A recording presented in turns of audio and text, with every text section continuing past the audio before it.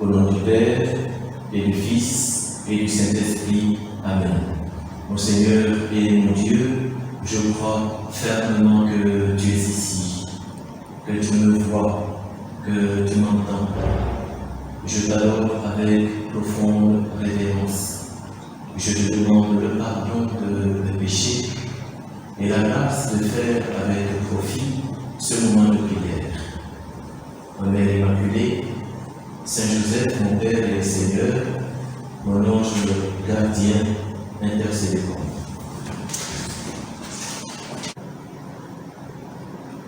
Ça fait chaud au cœur de vous rencontrer, de nous rencontrer pour une demi-heure de prière, une demi-heure de méditation, d'oraison, de dialogue avec Jésus, car il est vivant, il est ressuscité depuis le dimanche dernier, et nous sommes dans cette joie de la Pâque. Nous voulons donc parler avec lui, dialoguer avec lui, c'est ça la prière. Notre cœur a un grand besoin. Notre cœur a besoin de ce dialogue, de cette intimité, de ce face-à-face avec Jésus qui nous pompe tellement de bonheur et de joie. Et ensuite, Jésus qui est ici, dans ce tabernacle, et qui nous regarde les yeux fixés sur chacun de nous, et qui va nous aider à dialoguer avec lui. Aimons-le, regardons-le, laissons-nous attirer par lui. Comment ne pas avoir une pensée spéciale devant Jésus, encore une fois, pour tant de victimes du Covid-19, victimes mortelles, des personnes qui sont très mal en point en ce moment, et pour tous ceux qui peinent pour secourir les autres, tous ceux aussi qui n'ont personne pour les aider. Et parmi ces derniers, eh bien, il y a des enfants, il y a des personnes âgées, il y a des jeunes, comme toi peut-être.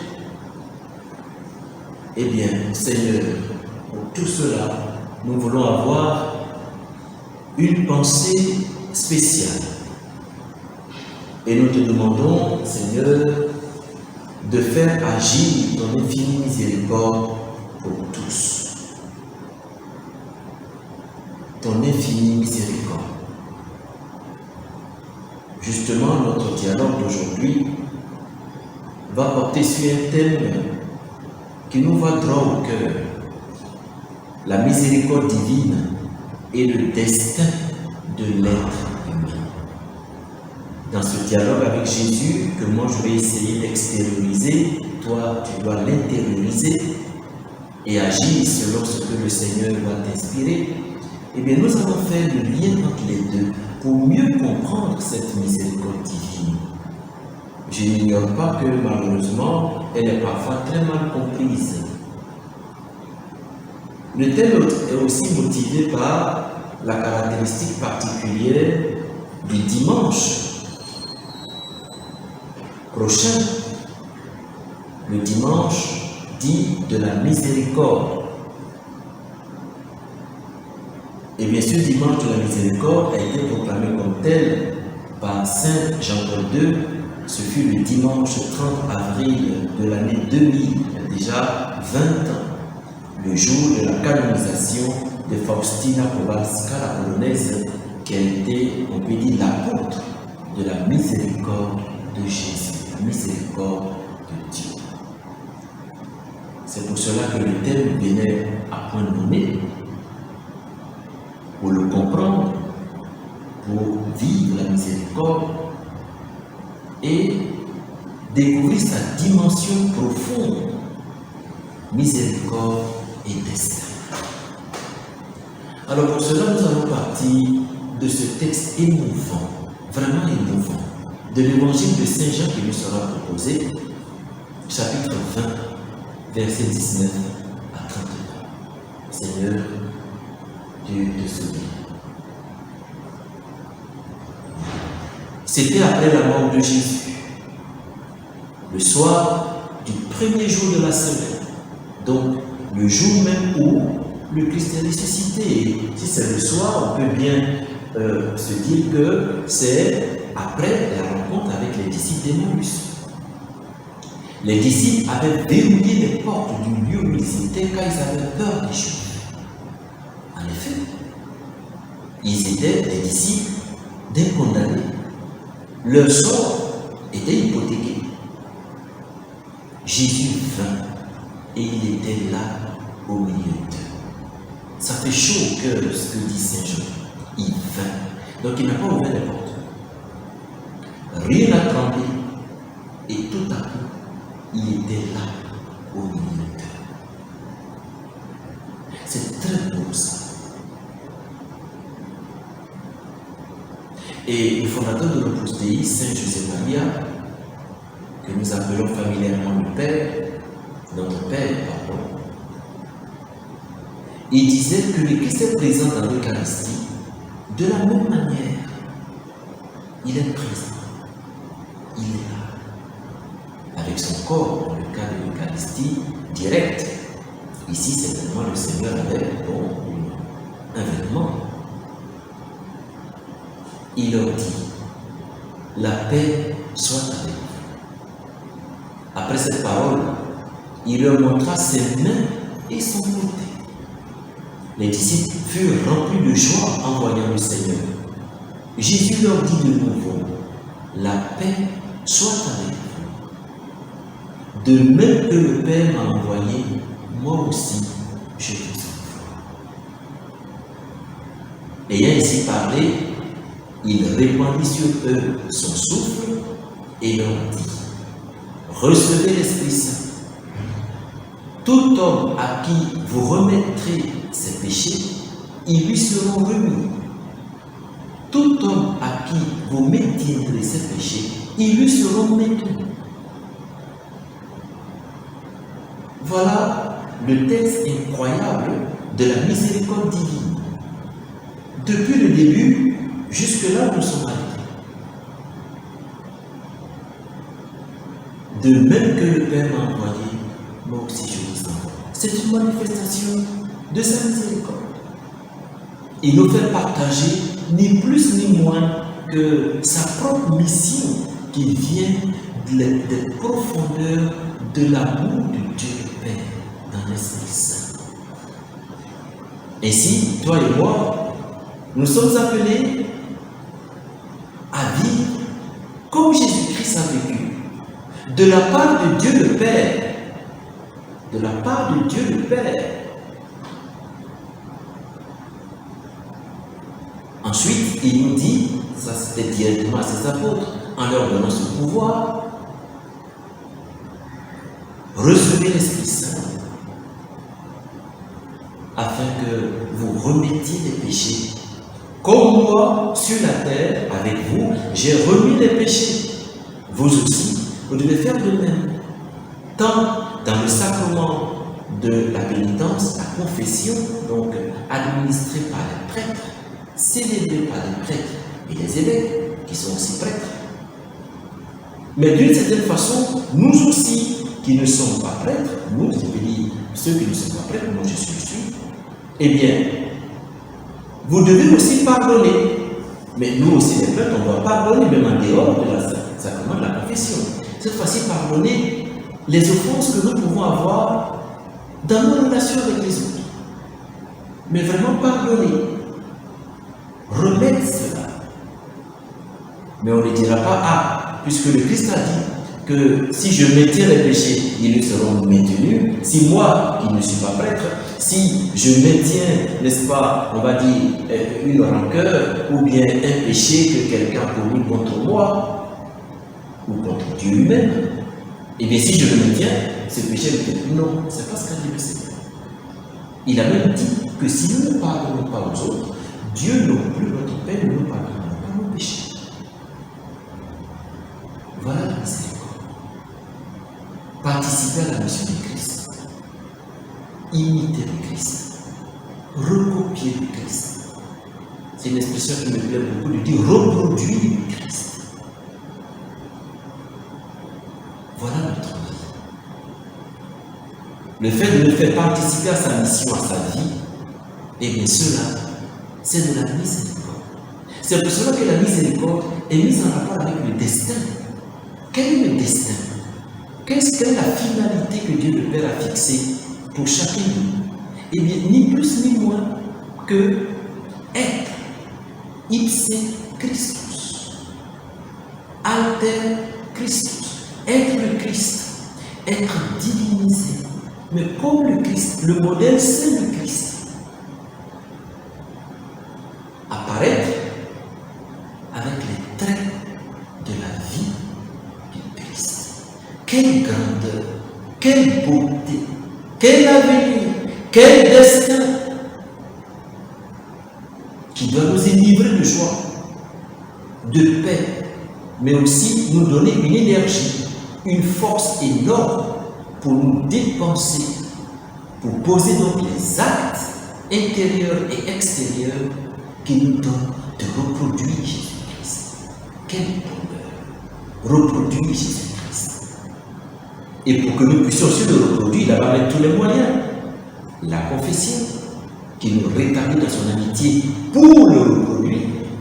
Lorsque nous avons perdu cette amitié, soit totalement par le péché mortel, le péché qui nous coupe de la vie divine et nous rend morts quant au surnaturel, qu'on ne peut récupérer que dans les circonstances ordinaires, par la confession.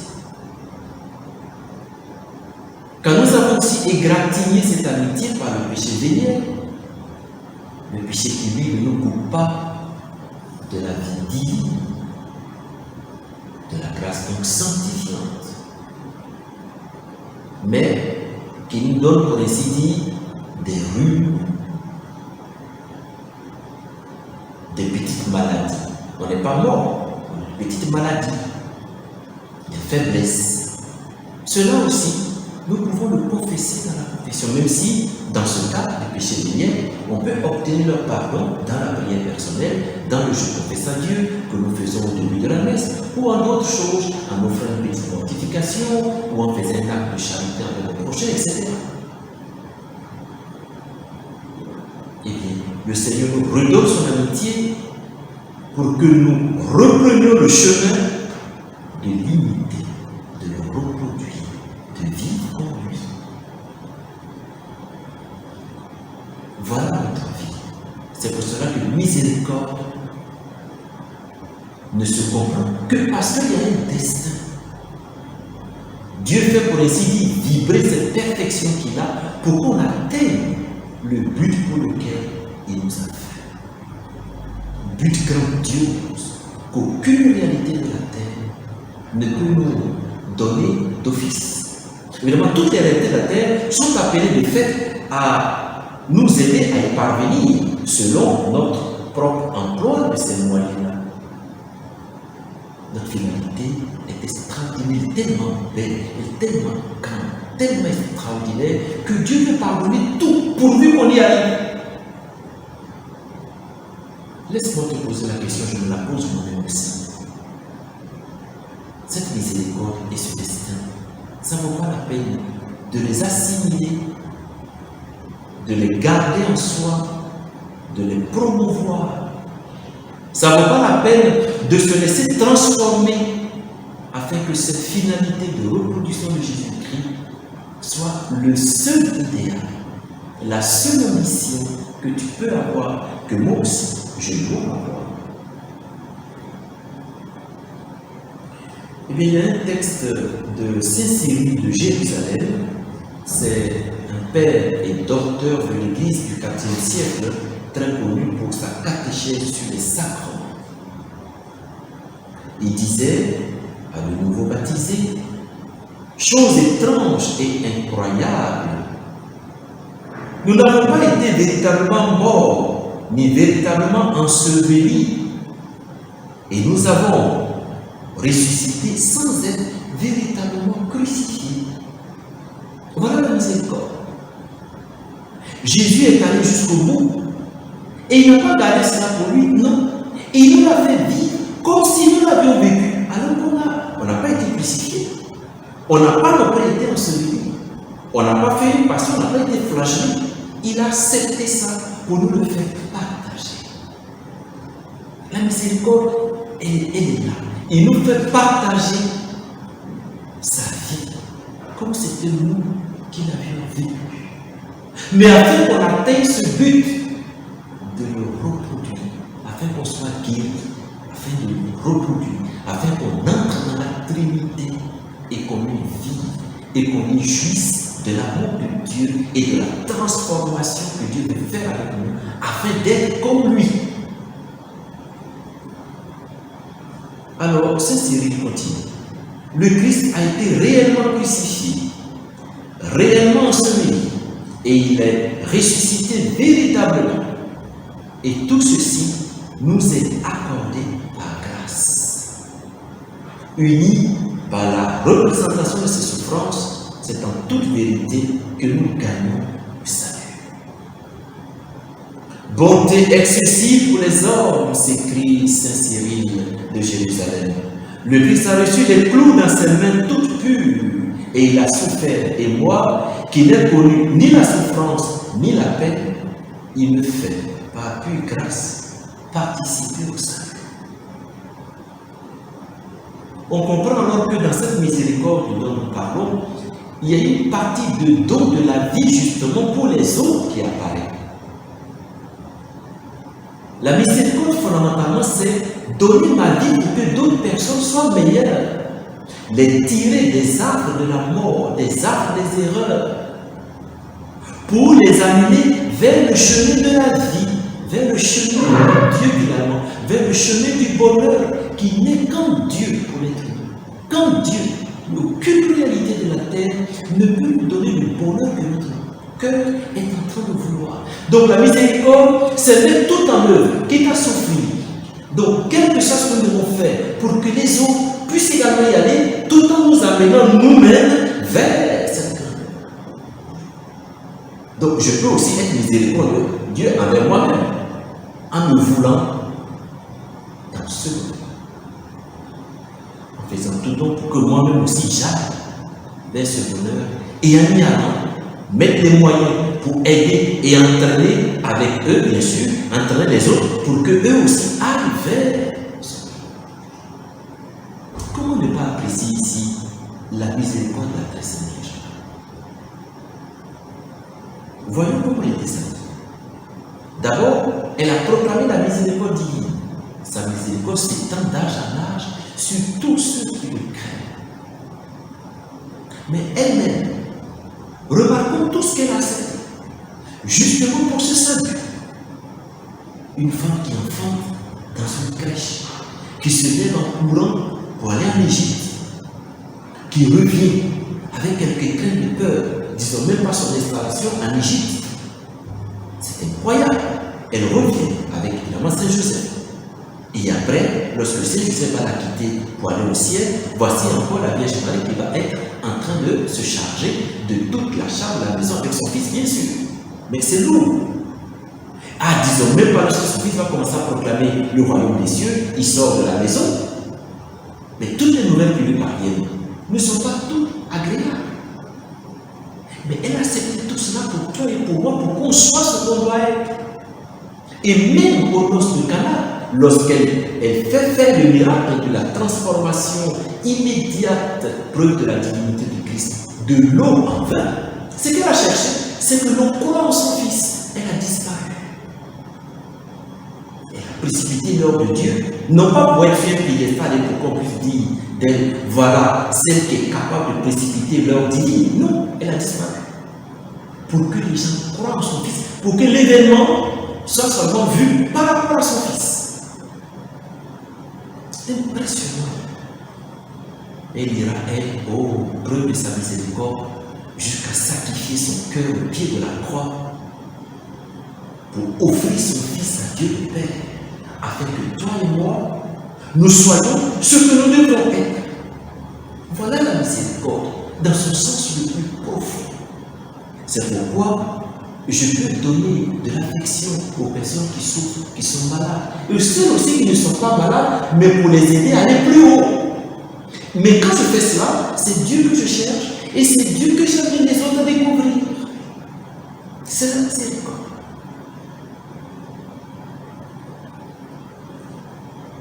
Revenons à Saint-Cyril de Jérusalem.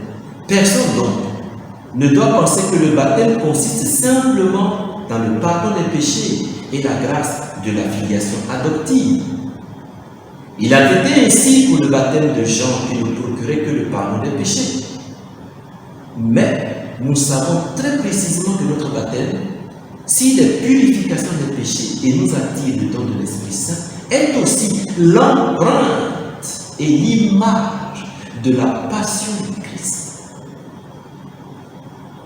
C'est pourquoi Saint Paul proclamait, ne le savez-vous pas, nous tous qui avons été baptisés en Jésus-Christ, c'est dans sa mort que nous avons été baptisés. Nous avons donc été mis au tombeau avec lui par le baptême. Rendons grâce à Jésus-Christ qui est ici, Seigneur. Comment ne pas te regarder avec affection, avec foi, sachant que sur toi tu me regardes? Comment ne pas te regarder et être content de profiter de ta miséricorde, profiter de ce que tu me donnes pour que j'aille de l'avant, pour que je t'imite. Et tout est investi dans ce sens. Nous pouvons le dire aujourd'hui devant Jésus-Christ, même le coronavirus, le Covid-19, nous ne comprenons pas pourquoi il est arrivé à cette période bien concrète et avec tout ce que cela engendre. Mais remarquons que c'est venu, c'est vrai. Mais combien de conversions, combien de solidarité, combien d'actes de foi incroyables. Ça n'engage que moi seul, mais quand je vis le pape bénir la place Saint-Pierre vide, pratiquement. Mais c'est un acte de foi énorme qui, devant nous tous, nous stimule. Sa prière confiante, Jésus l'écoute. Et Jésus sait ce qui est en train de se passer. Il veut qu'on continue de le prier. Il y a une petite phrase comme ça du prélat de l'Opus Dei qu'on appelle familièrement le Père, qui dit « Dieu sait ce dont nous avons besoin, mais il veut qu'on prie justement pour être capable de recevoir ce qu'il va nous donner. » D'un point de vue humain, c'est incompréhensible. Mais en Dieu, on peut le comprendre. Donc si le Seigneur a permis toute cette difficulté que nous sommes en train de vivre, on peut dire, c'est pour que nous en profitions pour être comme lui. Et les gemmes sont déjà là. On en connaît certains par les masses médias. Il y en a beaucoup qu'on ne connaît pas, mais qui sont très beaux. On m'a dit il n'y a pas longtemps, par exemple, qu'un monsieur a été mu, je pense, par ce désir d'aider. Qu'est-ce qu'il a fait? Eh bien, il a commencé à faire des cache-nez et les distribuer gratuitement. C'est un patrimoine qu'il a investi là-dedans. Plaise à Dieu qu'il ait fait cela pour conquérir le Christ, pour avoir des morceaux du Christ, l'empreinte du Christ en lui. Mais quel gain pour le royaume des cieux, quel gain aussi pour la terre. Cet exemple va alimenter beaucoup de personnes. Quand tu viens de l'entendre, par exemple, lui il a fait cela, il ne voulait même pas peut-être qu'on le sache. Mais voyez, l'Esprit Saint a fait en sorte que ça tombe dans l'oreille des prêtres et il a dit, toi aussi tu vas le dire à d'autres, et ainsi de suite. Ce qui s'est passé dans un petit coin de la Côte d'Ivoire va parcourir le monde entier. Voilà. Donc, le Seigneur fait tout pour que nous puissions en profiter pour l'imiter. C'est pourquoi nous pouvons dire, Seigneur, c'est vrai, les chemins que tu choisis nous déconcertent. C'est vrai. Mais nous abandonnons entre tes mains. Plus encore, le pape, pape François, dans cette homélie extraordinaire que je te conseille de relire du Samedi Saint, une homélie merveilleuse, il disait à la fin, nous, Jésus, nous t'étreignons pour être avec toi. C'est beau ça. Eh bien, que cet amour de Christ pour nous pousse à un amour aussi pour lui. Je vis la miséricorde lorsque je me laisse entraîner par l'Esprit Saint pour aimer Jésus-Christ et le prendre comme ce qu'il est, le chemin. L'Esprit Saint me pousse justement à aimer le Christ. et dans cet amour à bénéficier de toutes les aides, de tous les dons qu'il va me faire pour que j'arrive à la plénitude de ma propre fidélité.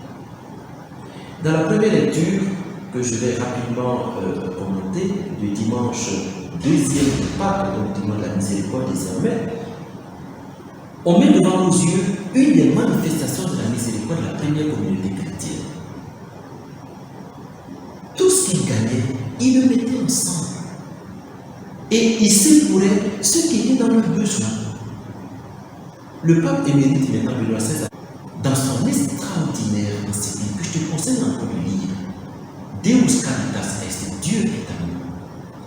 Il disait que cet échantillon de mettre tout en commun et de secourir les pauvres n'a pas disparu. La manière de faire a changé, mais ça n'a pas disparu. Aujourd'hui, nous connaissons ce germe, nous le connaissons en Caritas dans toutes les paroisses, et même Caritas internationale, où l'Église secoue ceux qui sont dans le besoin. Ça fait chaud au cœur de voir que l'Évangile s'accomplit dans l'Église. Rendons grâce à Dieu pour ça. C'est une manifestation de miséricorde, de lutter pour venir en aide à ceux qui sont dans le besoin, des frères comme nous, mais pour leur montrer le chemin d'aller vers ce grand destin. Ce n'est pas seulement une satisfaction que c'est fini, non, c'est pour nous conduire vers le grand destin. Miséricorde et destin. Mais méfions-nous aussi, parce qu'on peut recourir à d'autres instances pour nous amener vers un destin. Parce que tout le monde cherche une finalité de sa vie. Alors le pape François, dans son homélie du 5 avril 2013 à Sainte-Marthe, c'était l'année de son pontificat, il venait d'être élu. Il disait parfois, lorsqu'il y a des problèmes, les hommes ne s'en remettent pas à Jésus, mais à d'autres réalités. En ayant recours parfois à des soi-disant magiciens, parce qu'ils résolvent les situations ou encore ils consultent les tarots pour savoir et comprendre quoi faire. Mais ce n'est pas en ayant recours à des magiciens ou aux tarots que l'on trouve le salut. Celui-ci réside dans le nom de Jésus et nous devons témoigner de cela. Il est l'unique sauveur.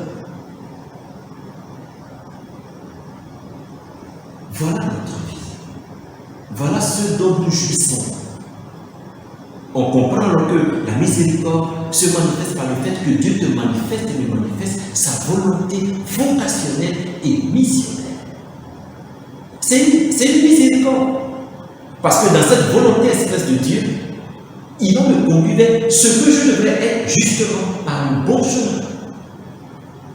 On comprend alors que l'histoire de ta vie, donc l'histoire de ta vocation, parce que ta vie est une vocation comme la mienne, l'histoire de la mission que toi tu es venu accomplir sur la terre, puisque toute vie est une mission, eh bien, ta vie est une histoire de miséricorde divine, expression très belle que je dis de Saint Joseph-Marie.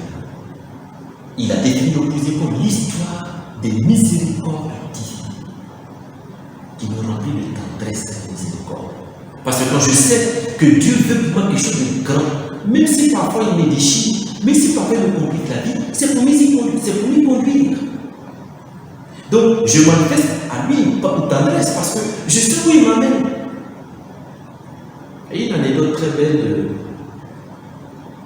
de projets solidaires que parfois des étudiants exercent dans des localités pour leur apporter du soutien parfois médical, donc des soins médicaux, et puis parfois aussi épingler des écoles qui sont délabrées depuis des dizaines d'années, et parfois mettre des latrines, et puis aussi donner une catéchèse, une animation culturelle, et eux aussi reçoivent, le prêtre qui va là-bas, ils reçoivent une formation chrétienne plus approfondie. Ça, Dieu merci, c'est ce que font pratiquement tous les centres de formation des étudiants, même aussi parfois des lycées. Ce ne sont pas certainement les seuls qui le font, il y a d'autres qui le font aussi. Eh bien, j'ai participé à un de ces projets solidaires dans la région de Djangobo. Nous sommes en Côte d'Ivoire, ici à Niablé, et à Bengourou. Et là-bas, comme dans d'autres localités, en général, les parents, nos vieux, comme ça on les appelle, disent que lorsque tu souffres d'un médicament, alors à ce moment-là, il est bon. Donc les piqûres qui font mal sont les piqûres qui guérissent le plus. Et puisque les jeunes étudiants de médecins, de la médecine le savaient, qu'est-ce qu'ils ont fait? Ils prennent des piqûres qui ne sont en fait qui ne guérissent rien du tout. Ils n'ont pas des choses comme ça qu'on appelle, avec ce qui s'appelle Rétapel. Et donc il y a un monsieur qui était venu se faire soigner ici, qui avait mal partout. En fait, ça ne veut rien dire.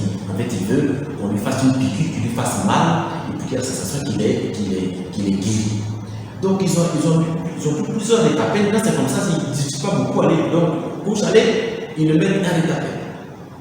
Et donc, ils lui ont mis un. Mon Dieu, quand il a fini, il a dit: mon fils, merci. Merci. Parce qu'il en a souffert. Et quand il s'est levé, parce qu'il y a un deuxième qui venait, quand il est sorti de la petite chambre, eh bien, il s'est couché sur la terrasse avant de partir.